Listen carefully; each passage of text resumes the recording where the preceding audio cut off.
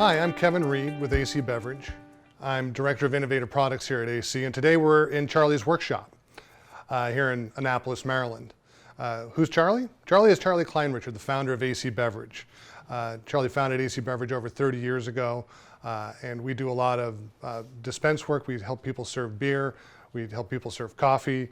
We do great service work all around Maryland and the Virginia markets and DC, and we install draft systems all across the country. I think that there have been a lot of changes, and certainly the past 30 to 40 years have marked some huge changes in the way that beverages are being served, and certainly in the beer space.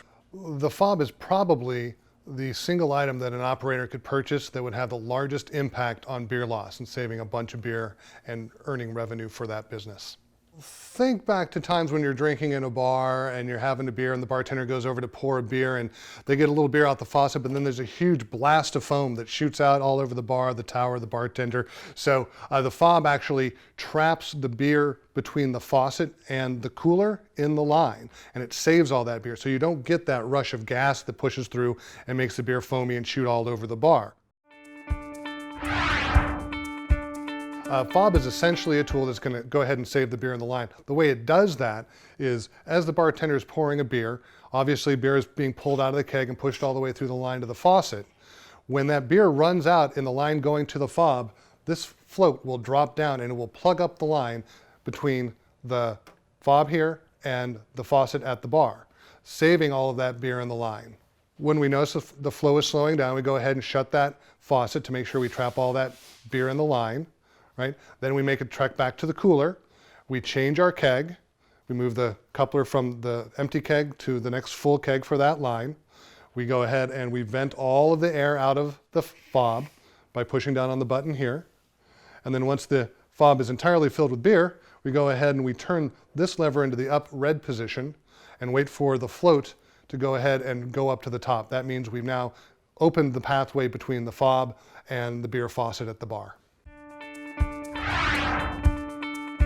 Primarily, we see fobs installed on what we call long draw systems. What we're trying to do is maintain all that beer in the line, and there's a value of that beer, obviously. So, you can do a simple ROI on return on investment calculation for a fob to figure out how much beer you would waste every time you have to clear that line. No matter how much line that you have, 200 feet of line or 20 feet of line or 40 feet of line, the value of the beer in that line on every foot of that line is the same. And I think about it as pints of beer in my line.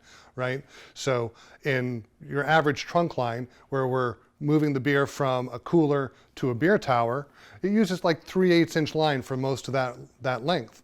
It takes 19 feet of that line to make 1 pint of beer.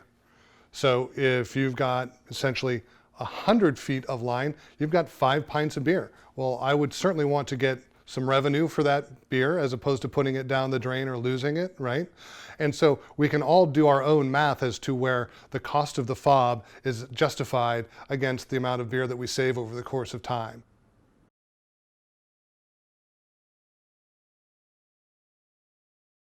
For all the practical reasons that we would use a fob to save beer, save a few pennies here and there, right? Whatever that is, but we were trying to make everybody along the beer chain happy.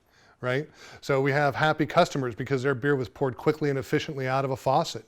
We have happy bartenders because they're not getting sprayed in the face with foam. And we certainly have happy owners because they're not seeing, their hard work and profits going down the drain in foamy beer. They're getting the best yield they possibly can out of their draft system. And the core components fob is absolutely a key part of that efficiency. If there's one thing to remember when we're talking about a great draft system and the core component fob's place in that draft system, it's that the beer was conceived to taste a certain way and have certain attributes when it was formulated at the brewery. And they took all the time and effort and quality assurance and quality control steps to get that great beer into a keg and get it to the local bar, right? We do not want to drop the ball at that point. We want to go ahead and take that vision and take that liquid and ferry it onto the taps in great shape, so the customer can have that beer exactly as the brewer had envisioned it and as the bar and bartender wants to represent it. We pride ourselves on trying to deliver the perfect pint every time that a bartender wants to pour a beer. And there are so many things that go into that. There's a lot of preparation. You have to have a nice clean pint glass.